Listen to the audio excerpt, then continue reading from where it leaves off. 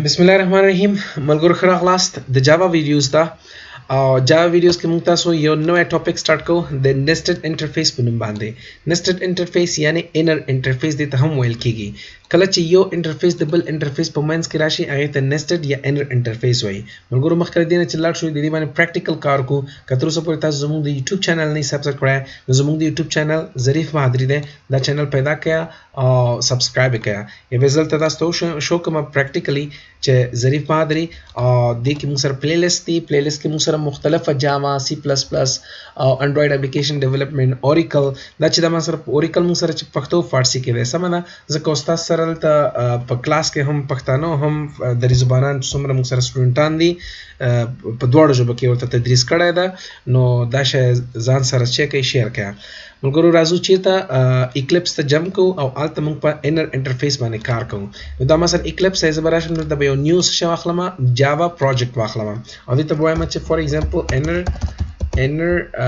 interface مې ورته واخسته پروجیکټ نوم دی inner interface او دلته به زه راشم رایټ کلیک نیو وکم دلته به یو نوې کلاس واخلم د څه په نوم باندې د ټیسټ په نوم باندې ما څوک یو کلاس واخسته کې ما مین فنکشن هم واخسته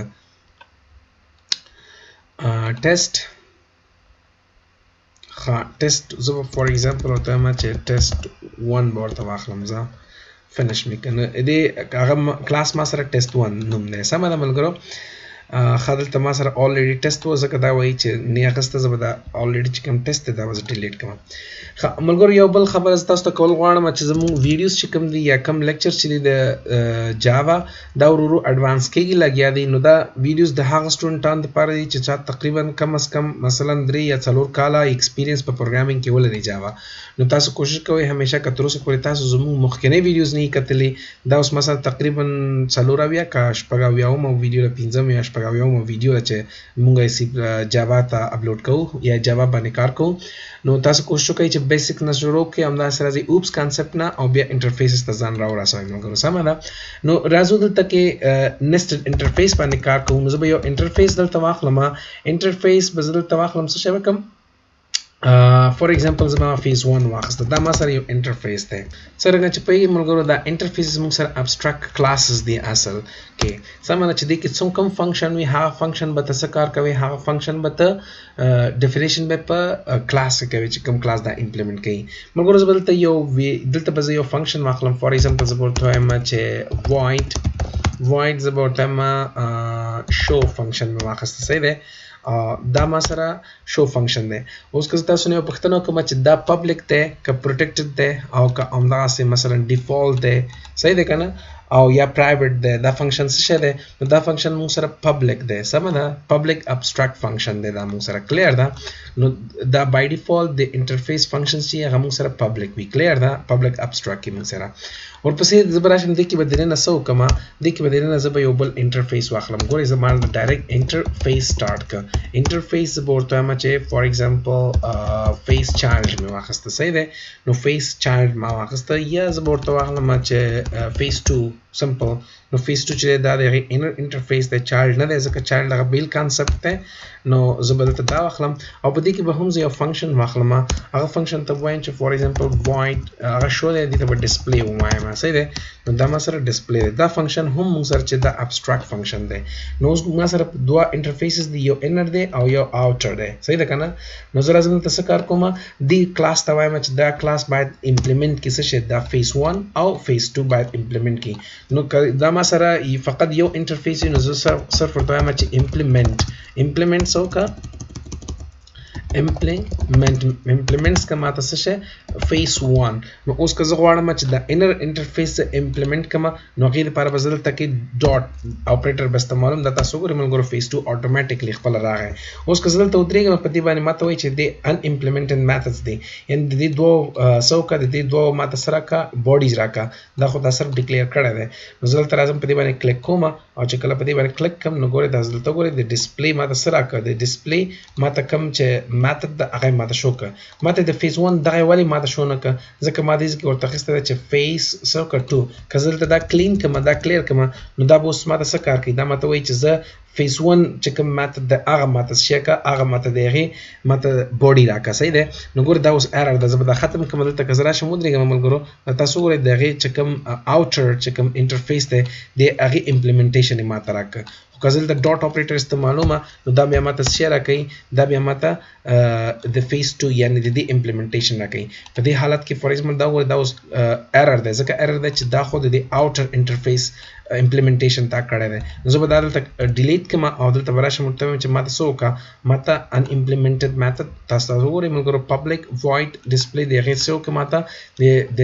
inner چې کوم انټرفیس دی د هغې body ماته راکړه اوس دلته تاسو کولی شئ فور ایگزامپل زه ورته وایم چې system.out.println او دلته به زه ورته وایم چې څه شی display from inner interface دا مې واخیسته interface from inner interface دا مې واخیسته صحیح ده اوس که زه دا رن کوم ملګرو دا تاسو وګورئ زه دا رن کوم دا ماته آوټپوټ نه راکوي ځکه آوټپوټ نه راکوي چې تر اوسه پورې ما دا کال کړی نه دی د کالینګ دپاره دا تاسو ته اول ورځ نه زه لګیا وایم چې د دې کلاس آبجیکټ به تاسو اوس جوړوئ صحیح ده نو زه به ورته وایم چې test1 obj یعنی object is equal to new test1 دا دغه object جوړ شو اوس به زه چې object dot method څه وکړه ماته display واخله ګورئ object dot display دا ماته شو کا دا تاسو وګورئ ملګرو دا رن کومه دا ماته څه وکړه ماته به اوس وایي چې یاره display from inner interface clear ده که زه غواړم چې دا access کړم نو هغې access کول دپاره اسانه کار دی که دا function access کوي نو دې function body خو تا تر اوسه اخیستې نه ده ځکه دې implementation څه یې کړی دی یوازې interface 1 یې کړی دی که زه دا ختمومه دا ګورئ ملګرو دا بیا ما سره error دی نو په داسې حالت کې که زه دواړه غواړم چې دواړه فنکشنز راولم دلته به تاسو څه وکړئ دلته به تاسو کاما واچوئ هغې نه پس به ورته وایي چې فیز 1 هم ماته امپلیمنټ کړه نو دې مطلب دا دی چې دا به اوس دوه انټرفیسز ماته امپلیمنټیشن کوي ځکه په دې باندې ودرېږم unimplemented methods دا تاسو وګورئ د شو یې ماته راکړه زه به راشم دا کاپي به کړم او دلته به یې پیسټ کړم لاندې دا تاسو وګورئ ما هم inner او هم outer show from outer interface صحیح ده هم د سمې واخیستل outer interface مې کال کړ او هم مې inner interface کال کړ زه بل ته راشم ورته وایم چې obj dot څه وکړم ماته show دا تاسو وګورئ ملګرو دواړه میتھډز ما کال کړ په چېرته په مین فنکشن کې هم مې inner interface او هم outer interface sorry زه بل راشم دلته ورته وایم چې outer صحیح ده که نه this is مو واخیسته زه دا رن کوم هلته وګورئ from outer interface from inner interface نو ملګرو دا موږ سره انټرفیس کانسپټ و دا یو داسې انټرفیس دی inner یا outer interface دی چې کوم یوزر ډیفاین دی ملګرو تاسو چې کله چې ته پروجیکټ لیول باندې کار کوئ تاسو به مثلا چاته یو کله یو پروجیکټ ډیزاین کوئ هغې کې به تاسو ته ډېر زیات ضرورت دی د inner یا outer interface خیر کوم سټوډنټان ته نه وایي دا کنسپټ هغوی سره به هغوی ته به لږ پرابلم وي هغوی به وایي چې یاره دا به کوم څه کې ماته پکارېږي دا روان که تاسو مثلا زموږ د څه شي زموږ د انډرايډ اپلیکیشن ډیولپمنٹ ویډیوز وګورئ هغې کې مونږ په ډېر زیات پروجیکټ لیول باندې کار کوو لګیا یاستو د هغې ویډیوز ما شیر کړي دي الریډي هغې کې تاسو وګورئ انټرفیسز ډېر زیات کال کېږي او را روانو ویډیوز کې د انډرايډ هغې کې بیا تاسو ته زه دا نوټ آوټ کړم چې هغه کوم ځای کې مونږ تاسو inner یا outer interfaces هلته استعمالو نو دا موږ سره user defined interfaces دي تاسو د سلایډز کې وګورئ ما دلته ځان سره نوټ کړی دی چې providing predefined and user defined interfaces examples نو دا ما سره د څه شي example دا ما سره د یو user defined example که همداسې تاسو غواړئ for example یو predefined یا company یا built-in چې کوم inner interfaces دي د هغې example یو simple example دی زه به درکړم چې کوم کمپني جوړ کړي دي دا تر اوسه پورې چې موږ کار وکړو for example زه به ورته وایم چې test 3 مې واخیسته یا test 2 مې واخیسته نو تاسو وګورئ ملګرو ما یو بل example واخیسته او په دې example کې زه راځم یو predefined یا built-in چې کوم inner interface دی په هغې باندې کار کوم ملګرو دلته کې تاسو وګورئ زه به ورته وایم چې implement کا ماته map دا تاسو وګورئ زه به دلته واخلم m دا ګورئ map چې دی یو انټرفیس دی ځکه دا اوکې کما نو دلته تاسو وګورئ موږ په دې باندې ځکه کنټرول واخلم په دې باندې کلیک کما چې دې کې څومره فنکشنز هغه به ټول ماته ښیي دا وګورئ د آی سایز د پاره یو فنکشن دی او همداسې تاسو لاندې راشئ مختلف فنکشنز دي کې پراته دي نو دې فنکشن ټول ډیکلریشن به تاسو په دې هغه کې جوړوي په دې کلاس کې په دې ټیسټ 2 کلاس کې به دغه فنکشن کې په دې باندې راشم ودرېږم دا تاسو وګورئ په دې کې دومره فنکشنز دي کلیر دا او همداسې از امټي دا او کی سیټ دا ډېر څیزونه په دې کې صحیح ده نو دې ټول فنکشنونو جواب یا دې ټول فنکشنونو ډیکلیریشن به تور تدلته ورکوي علاوه دا کار کوي دا مثلا یو انټرفیس ده